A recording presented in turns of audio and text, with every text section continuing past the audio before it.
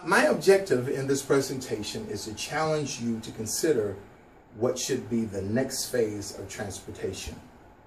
On November 22nd, 2010, NBC reported that there was a 140-car pileup due to Texas fog. December the 1st, 2013, USA Today reported that there was a 65-car pileup, more than likely due to ice. March 1st, this year, 2014, Denver Post headline reads, I-25 pileup, 104 vehicles involved, 1 person killed, 30 hospitalized after a snowy disaster. The problem with each of these lie in the fact that the enormity of the vehicles caught up in the crash could have been significantly less had the roads that the drivers were on been smart highways. Whereas there has been much done with regards to vehicles and cell phones to make for safer drivers, I believe the next step to create safe passage is to create safe highways by creating smart or technologically smart highways.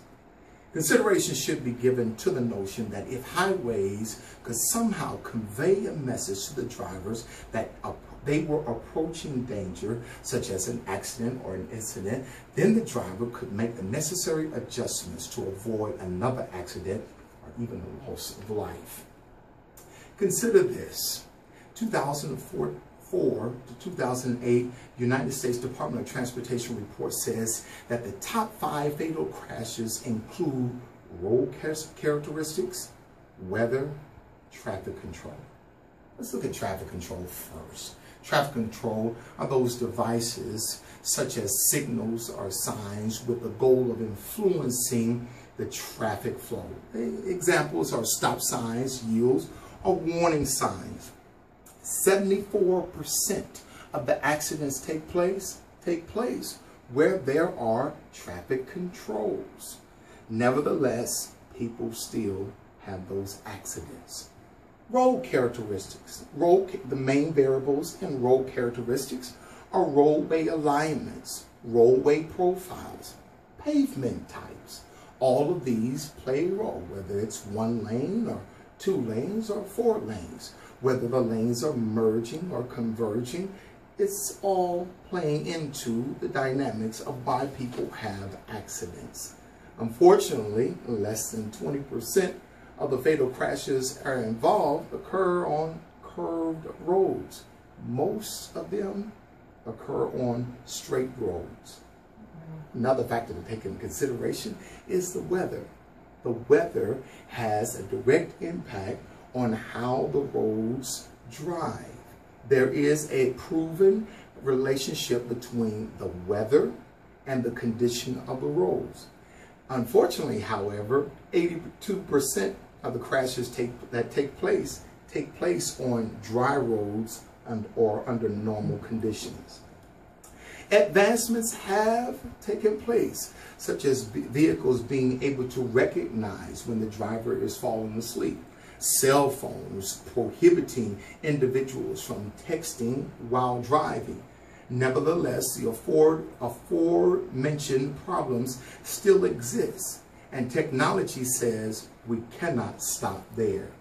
Dan Roggesaard, Dutch artist and innovator, believes that a lot of time and money has been given and spent on vehicles, but it was like the roads were left and stuck in the dark ages.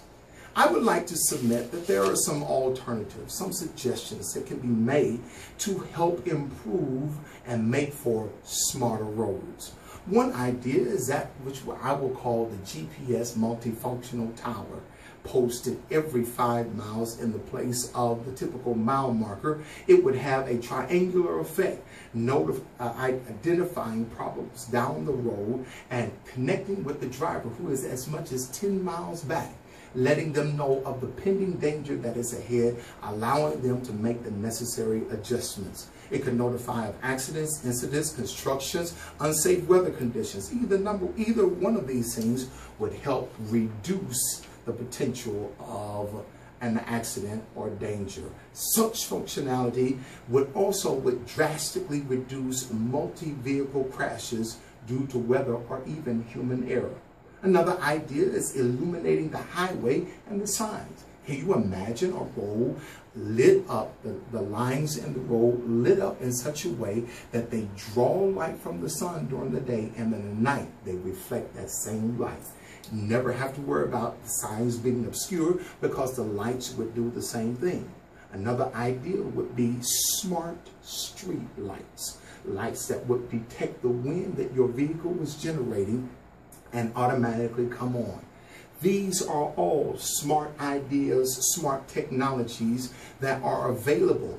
And the technology is available now.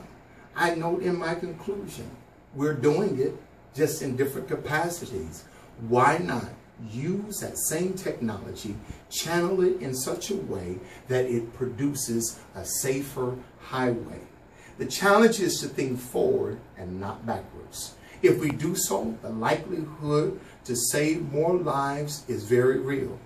It's also very smart.